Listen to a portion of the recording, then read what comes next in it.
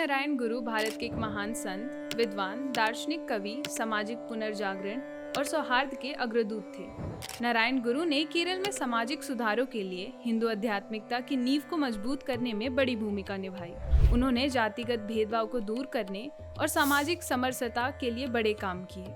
पशु बलि का विरोध करते हुए उन्होंने कहा कि सभी प्राणियों और जीवों में ईश्वर का अंश है, फिर हम पशुओं की बलि कैसे दे सकते हैं। शराब को उन्होंने जहर बताया और एक बड़े समुदाय को शराब सेवन से दूर करने में सफल रहे। उनका कहना था, ईश्वर की पूजा कभी भी की जा सकती है। नारायण गुरु ने मंदिर की विशेषता बताते हुए कहा कि मंदिर हमारे जीवन का महत्वपूर्ण अंग है। श्री नारायण गुरु ने सारी जिंदगी मानव कल्याण के लिए काम किया। उनका कहना था, सभी हिंदुओं की जाति और धर्म एक ही है।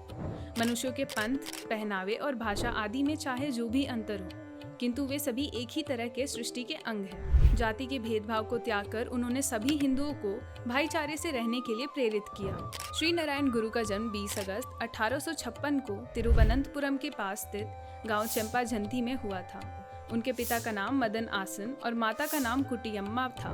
बचपन में उनका नाम नानू था, जिसका अर्थ होता है नारायण। बचपन में ही नारायण गुरु ने अपने पिता से रामायण और महाभारत की कथाओं को सुना था। जब वह 15 वर्ष के हुए तो उनकी माताजी का देहांत हो गया।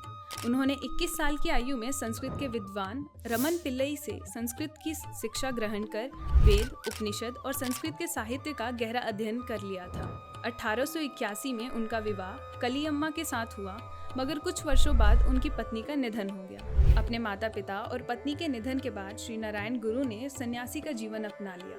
वह देश के भ्रमण पर निकल पड़े। जब वह मारुतवामला स्थित पिल्लथदम गुफा पहुंचे तो उन्होंने एक आश्रम और ध्यान योग केंद्र की स्थापना की। 1888 में उन्होंने नदी से लाई गई चट्टान के एक टुकड़े को शिव मूर्ति के रूप में प्रतिष्ठित किया। यही चट्टान बाद में अरिविपुरम शिव मंदिर के नाम से प्रसिद्ध हुई। 1904 में उन्होंने अपना केंद्र वर्कल के पास शिवगिरी में स्थानांतरित कर दिया, जहां उन्होंने समाज के निम्न वर्गों के बच्चों के लिए एक स्कूल खोला और जहां उनकी जाति पर विचार किए बिना उन्हें मुफ्त शिक्षा प्रदान करने लगे। शिवगिरी में ही श्री नारायण गुरु ने एक मंदिर का निर्माण करवाया, जो 1912 शारदा मठ के नाम से प्रसिद्ध हुआ। नारायण गुरु बचपन से ही वह जाति भेद और छुआछूत का विरोध करते थे। उन्होंने समाज में समानता का पाठ पढ़ाया और धर्मांतरण को बढ़ावा देने वाले को चेतावनी देते हुए कहा कि किसी को भी समाज में फैली असमानताओं का अनुचित लाभ नहीं उठाना चाहिए, इससे समाज में संघर्ष होता है। श्री नारायण गुरु ने हमेशा अन्याय का विरोध किया। उनका मंत्र था, जाति के बारे में मत पूछो, मत कहो और ना ही सोचो। 1888 में उन्होंने एक बड़ा क्रांतिकारी कदम उठाते हुए अरुविपुरम भगवान शिव के अभिषेक में हिंदू समाज के सभी लोगों को शामिल किया। नारायण गुरु ने 1923 बहस करने और जीतने के लिए नहीं, बल्कि जानने के लिए और ज्ञात करने के लिए के नारे के साथ एक अखिल भारतीय सम्मेलन का आयोजन किया। भारत में धर्मांतरण का मुकाबला करने का उनका यह बड़ा प्रयास था।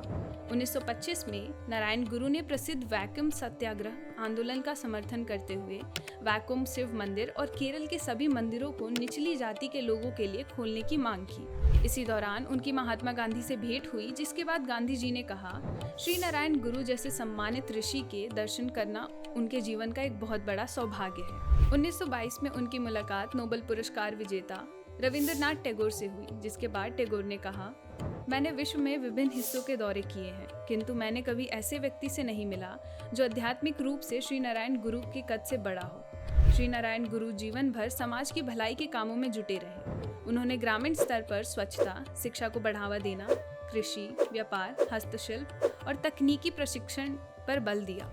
नारायण गुरु संस्कृत के महान विद्वान थे। उन्होंने संस्कृत, मलयालम और तमिल भाषा में 35 पुस्तकों की रचना की। नारायण गुरु ने ही आदि शंकराचार्य के अद्वैतवादी दर्शन को सामाजिक समानता और सार्वभौमिक भाईचारे की अवधारणाओं से जोड़कर उनका व्यवहारिक पक्ष समाज के सामने रखा। श्री नारायण गुरु एक वास्तविक कर्मयोगी थे और उनका पूरा जीवन दबे कुचले लोगों की बेहतरी के लिए समर्पित था। वह वेदांत के विद्वान, कवि, मलयालम, तमिल और संस्कृत के महान ज्ञाता थे। उनके महान प्रयास से ही केरल में उल्लेखनीय संस्कृत पुनर्जागरण हुआ। आदि शंकराचार्य के बाद भारत में समाज सुधारों के लिए आगे आने वाले वह महानतम हिंदू सुधारकों में से एक थे।